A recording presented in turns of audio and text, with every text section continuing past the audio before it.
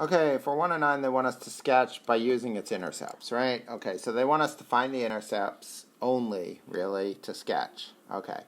Now, normally, if I said sketch the parabola, I'd want you to find the axis of symmetry, the vertex, etc. But they want us to do it just by using intercepts, according to this.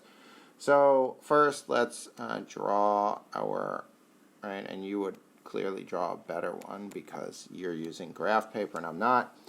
So first we want to find the intercepts. So the x-intercepts we want to find, well, let's do the y-intercept, right? The y-intercept, if I put a 0 in for x, this becomes 0, this becomes 0, right?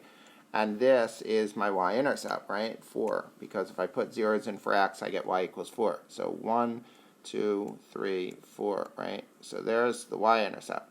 Now for the x-intercepts, they're saying, when would y equal 0, right? 2x squared plus 6x plus 4.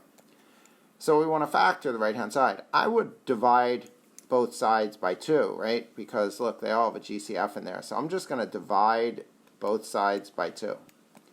So I get 0 equals x squared plus 3x plus 2, right? So now what times what is 2? Added is 3, and we get x plus 2 times x plus 1.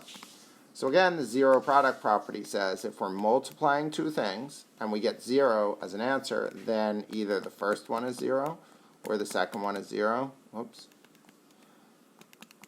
Or both, right? So we got x equals -2, x equals -1. So -1 and -2 are the y-intercept or x-intercepts, right? That's where it crosses the x-axis. And then we have kind of the shape, right? It's not beautiful, but we can see that it goes like that, right? And there's the graph using only the intercepts.